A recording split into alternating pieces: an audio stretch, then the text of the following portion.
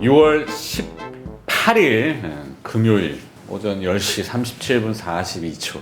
오늘도 HSL 파트너스 이영수 대표랑 같이 하고. 네, 안녕하십니까. 네, 키 크네. 텔레그램 주식 돋보기하고 텔레그램 가치투자 클럽, 그다음에 네이버 카페 스톡헌터. 오늘 외우고 있어? 스탁헌터. 스톡헌터. 네. 괜히 이벤트 해가지고 시청률 떨어졌다고 지금. 왜 이렇게 줄으셨나 갑자기? 내가 보지 말라 그래서 그런가? 많이들 봐주세요. 주변에도 많이 알려주시고 좋아요, 구독, 알림 설정. 자, 출구 전략이 시작이 됐습니다. 출구 전략은 돈 푸는 거를 이제 조절을 하겠다는 내용들이 나오겠는데, 이제 흡수하느냐는 아직 좀 애매하지만 소프트 랜딩, 연착륙, 비행기를 확 띄웠어. 돈을 풀어가지고. 그러니까 너무 빨리 뛰다 보니까 이게 우주로 가게 생겼거든. 비행기가. 그러면 안 되잖아. 그래서 조금 내려오게끔 하는 것들을 발표했어요. 디테일한 내용은 연방준비제도가 영레포 금리하고 IOER이라고 하는 이제 초과 지준율 금리를 0.05bp, 0.5%니까 5bp 됩니다. 5bp, 5베이시스 포인트씩 인상을 했습니다. 영레포는 0에서 0.05, 그다음에 IOER 초과 지준 금리, 뭐 Interest Rate on Excess Reserve 뭐 이렇게 됩니다. 영어로 하면은 그 금리를 0.1에서 0.15로 올렸는데, 이게 뭘 의미하냐면은 시중에 돈이 돌아갑니다. 연준으로. 그래서 그 금리를 좀 쳐주기 때문에 시중은행들이 무리해서 돈을 굴리지 않고 그냥 중앙은행에다가 돈을 넣어버리는 거지. 이미 그게 포착이 FOMC 전에부터 영레포에 하루 단위로 들어오는 돈들이 막 5천억 달러 이렇게 갖고 사상 최고치 돈이 환류하는 거예요. 이게 풀려야 되는데 돈이 거꾸로 굴러간다고. 지급 준비율은 다 들어봤지. 예. 시중은행이 고객이 맡긴 돈 100원이 있으면은 100원 중에 20%는 중앙은행에다가 맡겨놔야 되는 그런 비율입니다. 그 비율을 초과하는 거에 대해서는 이자를 줘요. 아까 얘기했잖아, 0.1% 정도 줘요. 근데 그거를 0.15%로 올리면은 상당히 큰 금액에 대해서는 큰 이자이기 때문에. 하여튼 그래서 이런 돈이 중앙은행으로 돌아가는데, 타이트닝, 뭐 테이퍼링을 지난번에 물어봤지만 테이퍼링, 타이트닝 용어들이 등장했어요. 주식시장은 어떻게 돼요?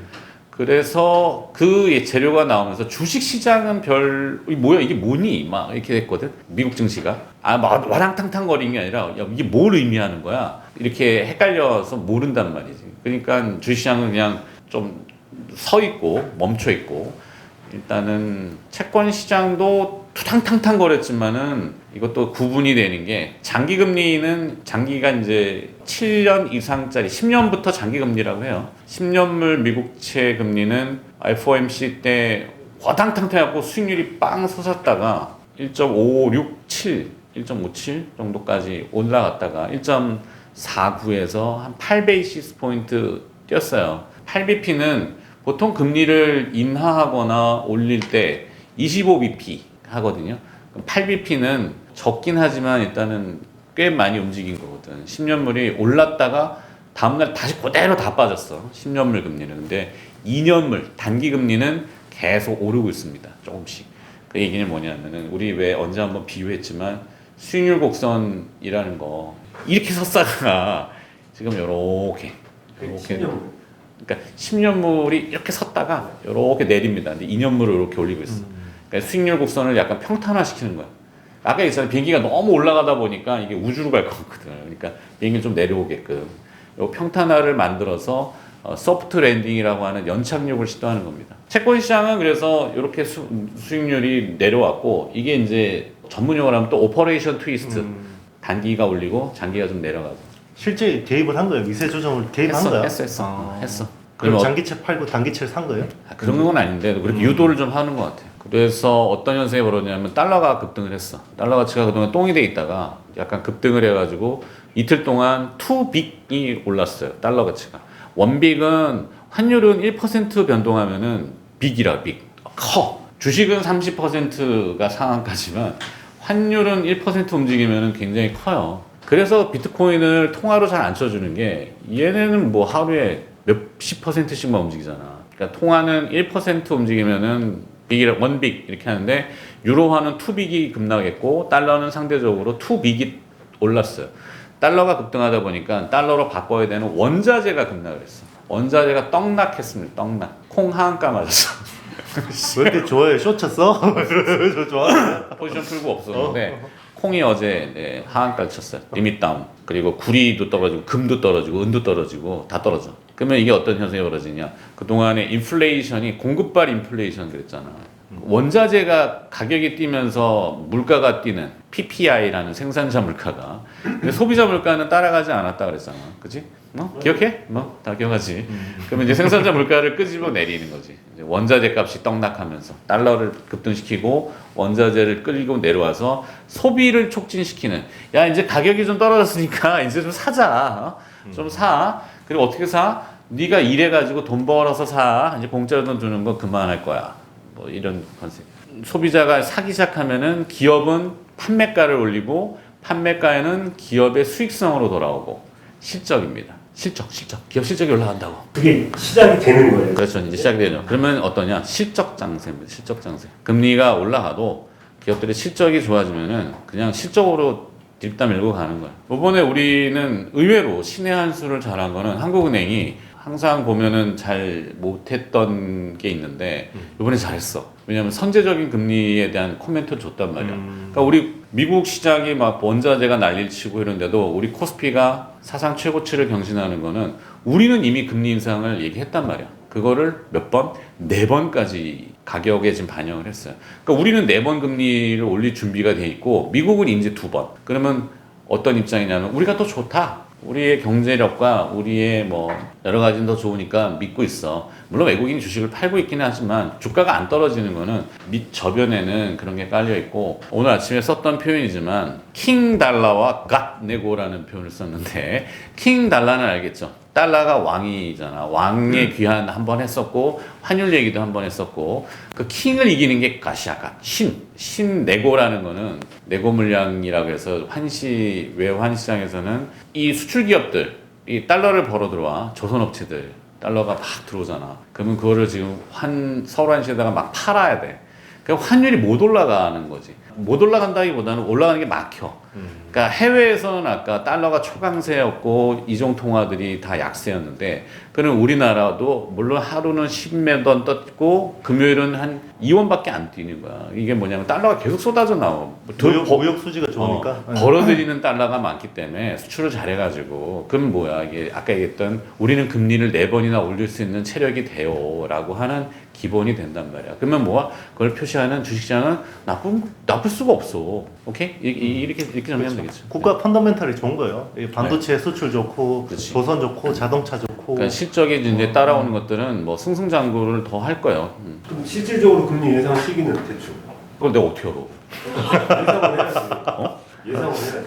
우리 금리? 우리는 11월로 지금 얘기하고 있고 10월이나 11월 그거는 그때그때 달라요. 왜냐하면 주가의 상승 속도나 이걸 봐서 결정을 해. 너무 주가가 빨리 오르고 과열된다 싶으면 금리 인상이 좀 빨라질 수 있어. 속도 제어를 하기 위해서. 미국도 똑같아. 제일 먼저 지금 움직이는 거는 인터넷 업종이죠. 카카오 네이버인데 카카오가 원탑. 카카오의 신. 카카오의 신. 카카오 잘 알아. 카카오 액분 전에 10만 원의 주식을 좀 샀어요. 전에? 예, 액면 분할 전에. 지금 백분 후보가 아니라? 아니야. 작년에 방송했는데 왜 이렇게 큰 종목 가져왔냐고 혼났어요. 그렇지. 이런 거 주가도 미쳤냐 이거 주가도 안 움직일 안 텐데. 움직이는 거 이런 거 왜 가져오니? 이러면서 엄청 잘 움직이는 잡고 막 상한가 칠 거 갖고 와야지. 그랬는데.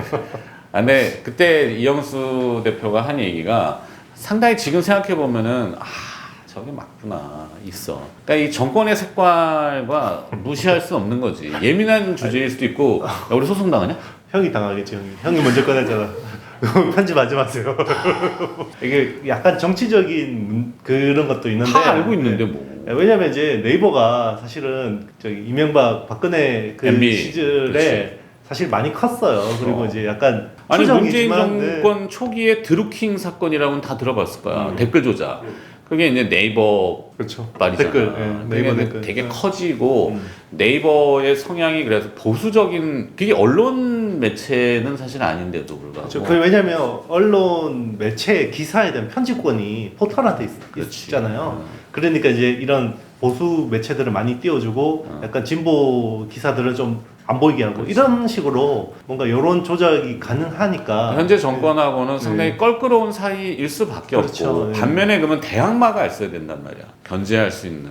그래서 카카오를 뭐 초기에 어떻게 된 거야? 키운 거 아니냐라는 이야기도 있었고 이게 약간 카카오 부사장 출신이 이제 국민청원 관리하는 소통 미디어 비서관으로 갔었고 아 초기에. 네네 초기에 이제 갔었고 그때 네 주가 10만 원대? 그렇죠. 와 이거 우리는 좋겠다. 알지만 방송으로 이야기 못하지. 하지도 못했고 이거는 본방용은 네. 아니고 그냥 합리적인 우리의 추론이고 뇌피셜이지. 그렇죠. 그냥. 그리고 이제 그 분의 남편이 이제 또 MBC 해직 기자셨어요. 맞아. 박성재 저기 보도본부장 하시다가 지금 사장님 하시는 이제 이런 것들은 이제 시장에서 이야기를 끼워 맞춘 거죠. 근데 뭐 그렇지. 실제로 그게 있는지는 모르고 모르지만 얼굴 달거린다 오늘 진짜.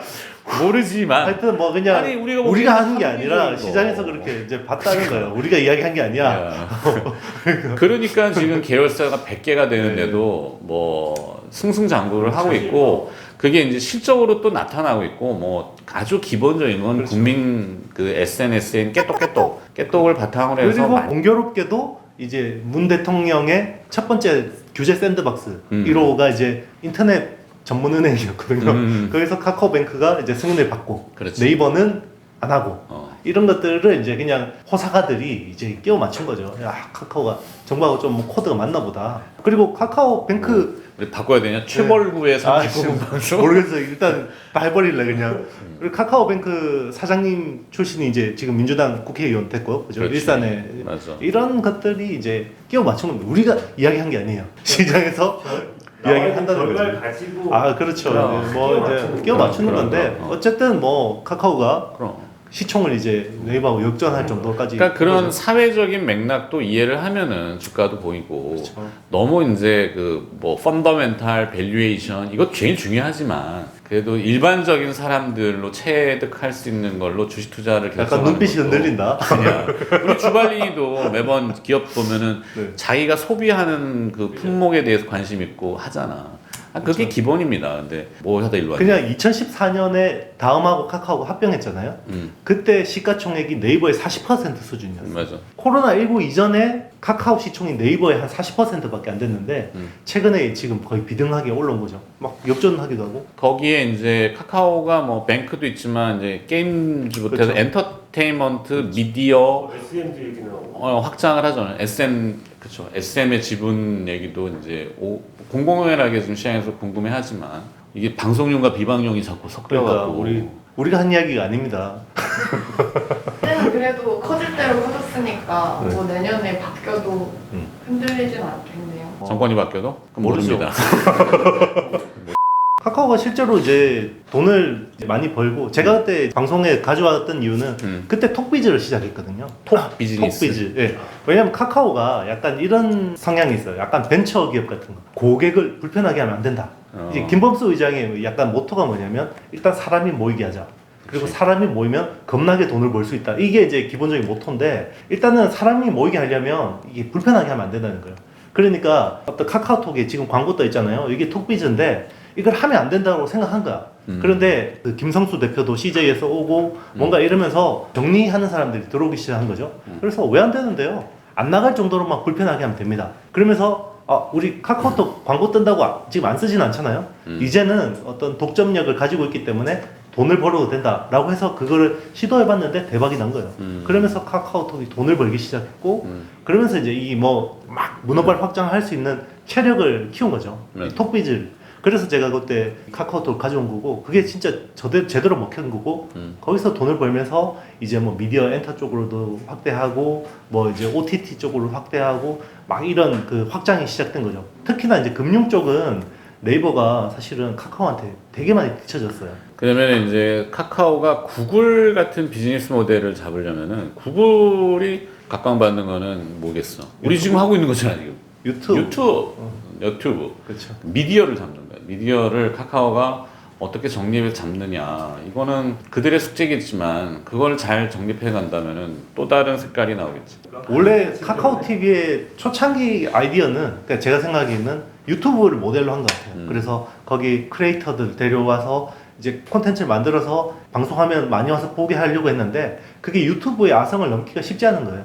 그러다 보니까 오히려 넷플릭스 같은 OTT 그러니까 오버 더 탑을 이제 지금 모티브로 해서 자체 내조하는 거죠. 스튜디오도 내조하고 배우 매니지먼트도 7개 인수하고 음원 레이블도 4개 인수하고 최근에는 그 영상 스트리밍 업체 100% 지분 인수했거든요. 그래서 사실상 내년에 카카오 OTT 나올 거라고 다 기정사실화하고 있어요. 시장에서. 좀 경쟁이 난립할 수 있겠지. 지금 보면 다 넷플릭스만 보니까 자, 우리나라 국내 OTT가 잘 못한다고 생각하잖아요. 넷플릭스 국내에만 봤을 때 가입자가 한 1,000만 정도 돼요. 그런데 티빙이나 뭐 이런 그 웨이브 같은 이런 것도 뭐 2,300만까지 지금 돼요. 계속 가입자 수가 늘어나는 추세고. 가입자라는 거 결제하는. 그렇죠. 네. 넷플릭스가 히트를 쳤던 거는 그냥 남의 컨텐츠를 실어놓는 플랫폼이 아니라 자체. 자기 거잖아. 자기 거 생산해서 그러면 뭐 예를 들어서 뭐 상징적인 그 하우스 오브 카드인가? 몇 가지 미국 드라마들이 있잖아. 유명한 것들. 그 넷플릭스에 들어가니까 그걸 봤어. 그래갖고 그래서 뭔데 입소문 나다 보니까 가입하고 유료로 보고 요즘은 이제 컨텐츠가 조금 질이 달린다고 하니까 걔네들도 이제 제작을 더 강화하는 그렇죠. 거지. OTT는 자기 거에 있어야 돼. 남의 거 유튜브보다 뭔가 색깔이 다른 매체. 기존에 이제 뭔가를 볼 때 일상생활에 보면 TV 맨날 재핑하고 보다가 그다음에 자기 전에 누우면은 스마트폰으로 유튜브 뭐 이런 거 보다가. 그렇죠. 유튜브하고 OTT는 또 이게 다르지 않나 걔는? 근데 어차피 다 통하는 게 돼 있지 않겠니? 유튜브도 OTT의 일종인데 이제 유튜브 같은 경우는 프로슈머라 그러죠. 그러니까 소비자이자 생산자예요. 이런 일반인 크리에이터들이 보고 자기들 올리는 컨셉인 거고 그냥 일반 넷플릭스 같은 OTT들은 전문 제작자들이 만들어서 이렇게 영상 올리면 이제 일방적으로 보는 거죠. 그래서 우리가 그 누가 됐든지 간에 제일 이게 모이는 데가 있단 말이야. 컨텐츠를 제작할 때 그 제작하는 아이템을 가지고 있는 맞아요. 요걸 봐야 되는 거지. 그래서 덱스터.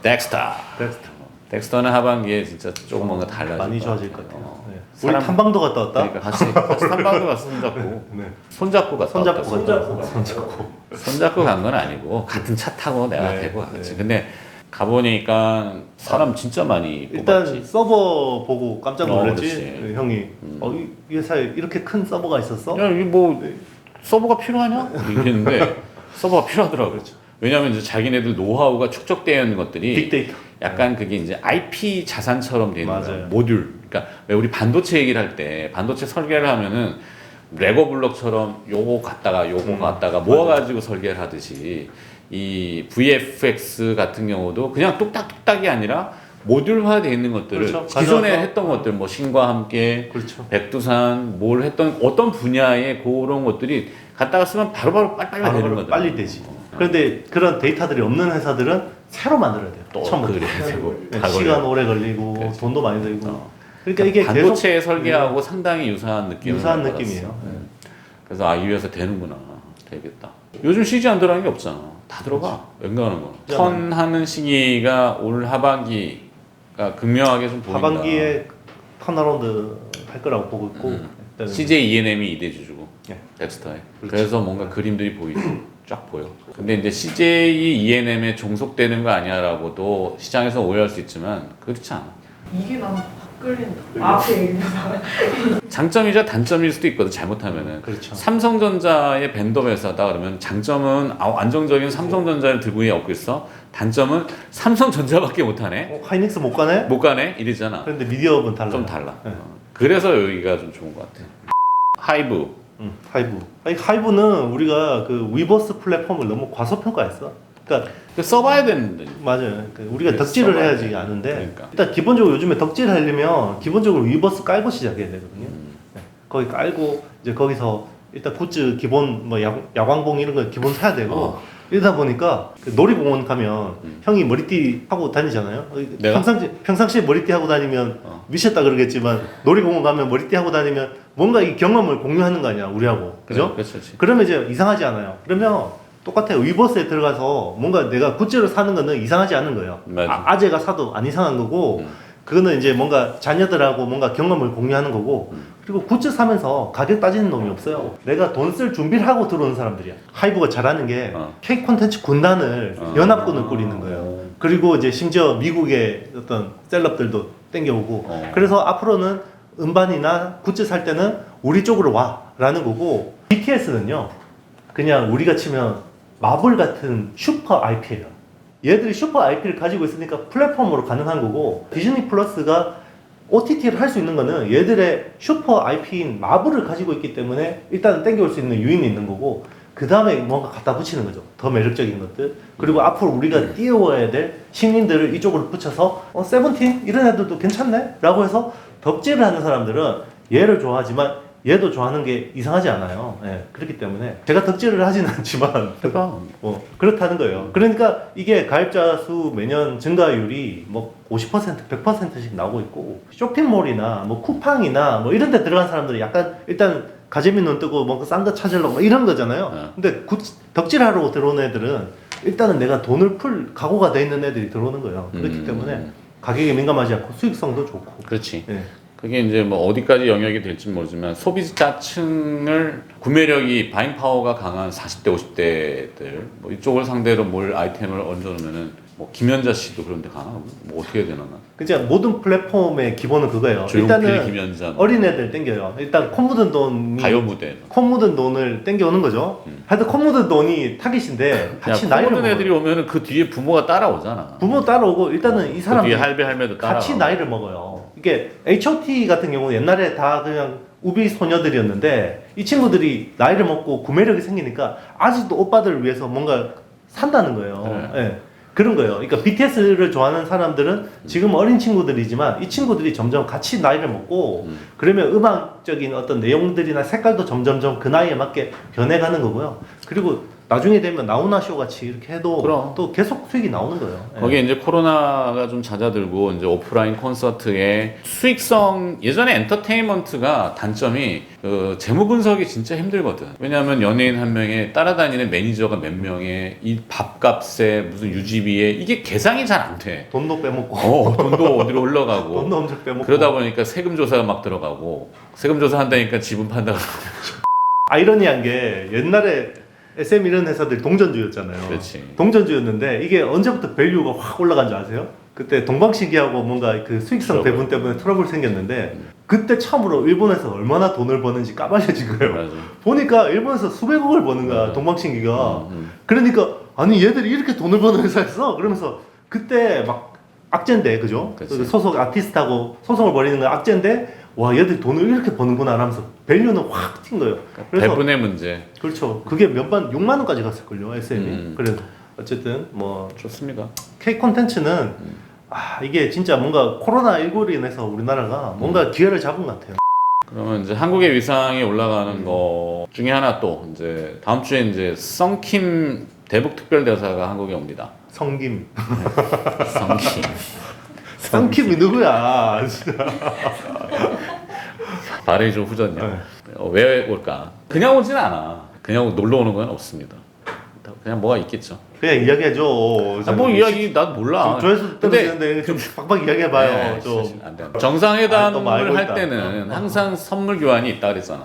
다 누군가 움직이면 뭔가 준비하고 하고 이 형 뭐 알고 있네. 되진 않죠. 아니 근데 오늘 또 뭐 아난티도 움직이고 뉴스가 나왔잖아요. 네. 뭐 네. 대결이든 대화든 뭐 준비돼 있다잖아. 그러니까 바이든 대통령이 되면서 이제 조금 유화적인 것 같고 뭐 그런 것 같아요. 그러니까 10월달에 또 한 미중 정상회담을 한번 한다 그러잖아. 흐름 자체가 뭔가 삐거덕거리기보다는 이제 또 좋게 돌아가자로 가는 것 같습니다.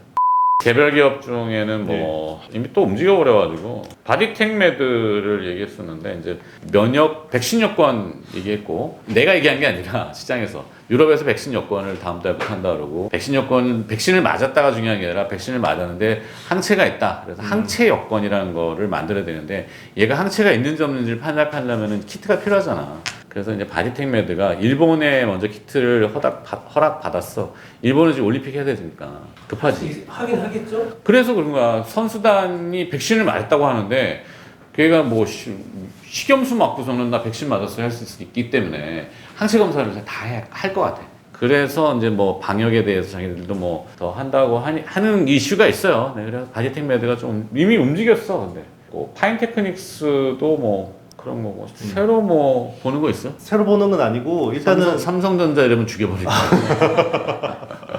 일단 삼성전자는 접어들고 좋아. 삼성전자는 내가 볼 때는 7월 한 둘째 주 그 EQ 잠정 실적이 나와야 되잖아.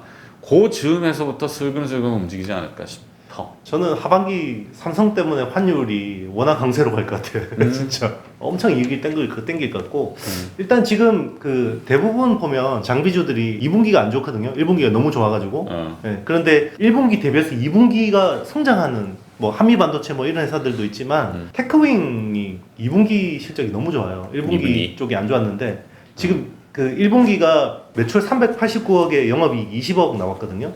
그런데 주가는 거꾸로 갔어요. 2분기가 매출이 765억에 영업이익 160억, 150억 정도 예상했거든요. 그런데 이 컨센이 훨씬 올라갈 것 같아요. 테크윙. 네네. 테크윙 이제 일단 많이 올라갈 것 같고 이 회사 같은 경우는 또 하반기에 또 이 그 SSD 이제 그 버닝 테스터 쪽하고 이 핸들러 쪽 좋을 것 같거든요. 일단 2분기가 좋은 이유는 그거예요. 빅메모리 쪽으로 많이 핸들러 수주를 받았어요. 그러니까 이 회사 같은 경우는 메모리 핸들러 전문 업체로 돼 있었어요. 그런데 빅메모리 핸들러 쪽으로 많이 뭐 한다고 했고 이제 오사트 쪽으로 후공정 수혜를 보는 게 입증이 된 거죠. 그러면 이제 멀티플이 달라져야 되고 숫자도 잘 나오니까 회사가 이제 그러면 어떤 주가에 대한 상향 조정이 돼야 되는 거고 그리고 이제 하반기에는 신규 아이템들이 나온단 말이에요. 그러면 이제 버닝 테스터 쪽으로 그리고 이제 뭐 국내 메모리 쪽은 뭐 이런 수주가 많지 않았는데 의외로 마이크론 향으로 또 수주를 많이 받아서 SK증권 그 김영호 위원 책 썼던데 반도체 뭐더라. 읽어보지는 아직 못했지만 책 홍보하는 거 아니고 무슨 뭐 그 저기는 없습니다. 책 이름 외워와서 이야기를 해야 될 거 아니야. 야, 나 어제 봤어, 어제. 야, 어제 봤으면 적어놔야지. 아이씨, 뭐 영어한테 못 물어봤다고 이걸. 반도체 투자 전쟁. 반도체 투자 전쟁. 네, 반도체 투자 전쟁 이래가지고 SK증권의 김영호 위원이 쓴 책이 있어요. 이제 시판이 된 것 같은데 뭐 여러 개 되시면 한번 좀 구매를 해서 읽어보시면은 반도체에 물론 우리 이영수 대표도 많이 진짜 저도 내용이 주문했습니다. 있지만. 진짜 했어? 네. 아유 저런 거 읽어야죠. 그러니까. 네.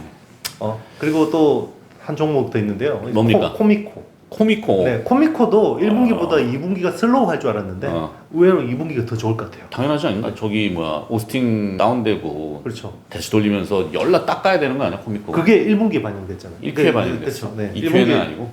2Q에도 일부 반영됐는데 1분기 쪽으로 많이 이제 들어간 거고 일단은 사고 나자마자 바로 막 닦아야 되니까. 세정 쪽입니다. 코미코. 그렇죠. 이제 세정이랑 이제 이런 쪽 그 코팅 파츠 쪽이 코팅하는 회사고요. 이제 주요 고객사는 삼성전자, 하이닉스도 있는데 인텔, TSMC를 해요. 그러니까 이제 미국 반도체 굴기에 어떻게 보면 투자 수혜를 볼 수 있는 거고요. 반도체 미세화되면서 이 세정 쪽도 중요해져요. 왜냐하면 파츠가 빨리 상하면 라인을 세워야 되잖아요. 그러니까 이제 어떤 플라즈마나 이런 데 견딜 수 있는 코팅을 해야 되는 거예요. 일단 이 회사 좋습니다. 네. 박치는 거야? 이성호 아나운서 나왔습니다. 이성호. 안녕하세요. 네. 요즘 수익률은 좋아요? 안 하고 있어요 아무것도. 왜? 손 놓고 있어? 아니 왜 맨날 신고가는 가는데 딱히 좋아 보이는 게 없어서 왜 그래요? 뭐야? 싸우자는 거야 나. 스펙 투자 왜 이렇게 난리예요? 아 맞아. 네. 다 수급이겠지. 근데 스펙주가 뭔가 합병이 되든 해야지 가치가 있어지는 거 아니에요? 그렇지. 그리고 뭐 스펙 가격이 올라가면은 합병이 무산될 수도 있고 천지차인데 스펙은 굉장히 그 노름입니다. 노름. 복걸복이에요. 투기. 근데 투자인데 스펙 투자자들은 제가 보기에는 그런 게 있긴 있고 내가 보기에는 그러니까 스펙은 잘 안 봐. 나는. 장난 아니던데 막 30%다 찍고 막. 뒤에 후유증은 좀 아플 수도 있어. 남들 안 할 때 먼저 가서 스펙을 했어야지. 그래도 막 적금처럼 돌려받을 수 있으니까. 그 환상에 쌓인 건데 그냥 기준가 2,000원에 받을 수 있지만 그게 이제 보통 3년인가? 이자 조금 더 쳐가지고 주긴 하지만 근데 만약에 9,000원에 샀는데 2,000원에 돌려받으면은 7,000원은 어디로 가? 하늘 놓고 공중에 분해될 거 아니야. 그러니까 원금이라는 보장이 아니고 그냥 2,000원은 건질 수 있다지. 망해도. 그렇지. 그러면 2,000원짜리 스펙을 사서 2,000원에 나중에 안 돼도 돌려받으면 그건 원금이 되지. 그럼 2,000원짜리 그래서 사람들이 이제 막 어디 없어? 뭐 뭔가 언제 합병하지 않겠어? 그러니까 막 찾아다니다 보니까 시세가 막 급등을 하는데 그걸 어떻게 알아? 그냥 동전 던지기랑 똑같지 않나 싶어서 너무 관심 스펙을 두지 마세요. 라고 이영수 대표가 얘기했습니다. 우리 스펙 전문가 이영로 차장 있잖아. 이영로 그렇지. 이영로 차장. 월요일마다 네. 본방에 나오는 그 DB금융투자 네. 을지로금융센터 네. 이영로 차장. 영로 차장한테 전화해보세요. 네. 망아 떴어. 돌아가게 해놔야 야 될 이게 거 뭐 아니야. 모니터, 모니터 크기 때문에 화면 돌아가게 해놔야 될 거 아니야. 네. 이렇게 보고 있어 이렇게. 어차피 독특하신 분이야 진짜. 이베이 인수나 아니면 네. 뭐 이스타나 경쟁하다가 거의 끝 다다라서 포기하는 기업들이 많잖아요. 그 사람들은 어차피 안 되는데 그냥 자기 주가 좀 올려보려고 막 이렇게 하는 거예요? 아니면 진짜 실질적으로 됐었는데 마지막에 이렇게 안 되는 거예요? 그게 맞아요. 어떤가요? 네가 질문하면서 답이 그 안에 다 들어있어. 답이 그 안에 다 있어요. 네. 둘다 해라고요? 그럼. 네. 그럼. 그 흥행시키기 위해서 뭔가 경쟁자를 끌고 오기도 하고요. 매도자가 이제 뭔가 좀 들어와줘 이렇게 해서 이제 하는 경우도 있고 진짜 하려고 했는데 살려고 했는데 이제 가격이 안 맞아서 이제 드롭하는 경우도 있고. 근데 전자의 경우가 더 많습니다. 아니 근데 쌍방울이 덩달아 튀는 거잖아. 네. 근데 그럼 쌍방울은 막 웃긴 거 아니니? 비행기 인수해갖고 뭐 방울 달아놓나 거기다? 이거 또 손 들고 이게 우리 그래 봐요. 그래. 성희 너무 대충 방송하지 말고 아, 좀. 열심히 하는 그래도 거야. 형 이름 달고 하는 거잖아. 아니 나도 방송. 열심히 하는 거야. 열심히 하는 거고 20만 원 왜 안 넘는 거야? 이름 넘는다. 형뭐 대충 하면 넘더라고. 아니 반도체 기대가 엄청 큰데 요즘에 음. 그 기대감만큼 생산을 할 수가 있어요? 충족시킬 수 있는 만큼? 그 빅메모리 이야기하는 거죠. 파운드리 네. 생산을 못 해요. 못 하고 있고 사실은 반도체 생산을 못 해서 완제품을 못 밀어낸 거예요. 2분기에. 그런데 200mm 웨이퍼 쪽으로 투자를 또 많이 했어요. 이게 쇼티지가 계속 심하니까 그런 것들이 이제 좀 세팅돼서 하반기에는 좀 물량이 나올 것 같고 좀 완화는 될 텐데 이 쇼티지 상황이 안 풀릴 것 같아요. 저는 한 3, 4개월 있으면 이게 풀릴 줄 알았거든요.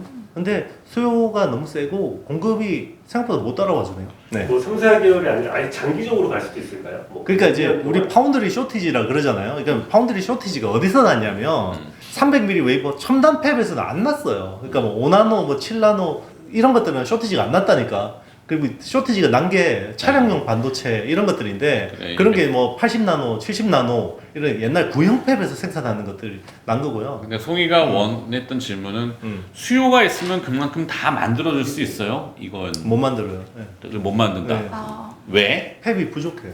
공장 시설이 부족하다. 늘리고 있지 않나? 늘리고 있는데 반도체가 이게 몇 개월 만에 뚝딱 지을 수가 없어요. 이게 막 아무리 구형 장비고 이래도 세팅하는데 시간이 걸리고 그리고 이제 일단 설계도를 받으면 이걸 가지고 뭔가 그 커스터마이징을 해줘야 돼요. 그 안에 ISP라든지 설계 쪽 디자인도 해줘야 되고 뭔가 이런 것들이 다 필요한데 그런 거에 최소한 시간이 필요한 거예요. 근데 이미 기대감이 다 반영이 되지 않았어요? 반도체 주가에 반도체 시장 한동안 엄청 뛰었었잖아요. 네, 아. 그렇죠. 그게 다 떨어지겠네. 1분기에 반영이 됐었고 지금 떨어져서 프라이싱이 돼 있어요. 아. 네, 프라이싱이 돼 있고 이제는 하반기를 보면서 이게 오를 건지 뭐 계속 지지부진할 건지 이게 중요한 건데 저희는 계속해서 반등할 거다 세게 이런 뷰인 거예요. 우리는 그렇대. 네, 졸려. 아니야. 정말 별거 다 본다네요 방송하면서 내가 그래서 하품하고 귀 땡기고 자 오늘 여기까지 하도록 하겠습니다. 이 체력이 한계가 와서 졸리고 배고파. 자 그럼 다음 주에 또 뭐 해야 되니까. 오늘도 텔레그램 주식 돋보기하고 텔레그램 가치투자 클럽 그다음에 네이버 카페 스톡헌터 특히 네이버 카페 스톡헌터 하여튼 많이들 네, 보시면 자료가 좋습니다. 네. 데이터들이 계속 나오니까 거기는 자 하여튼 그렇고 39분 증권방송 오늘 여기까지 좋아요 좋아요 구독 알람 설정 알람 설정 댓글 댓글 네 많이 달아주시기 바라겠습니다. 네. 20만 20만 가져가 네 여기까지 하도록 하겠습니다. 안녕. 안녕.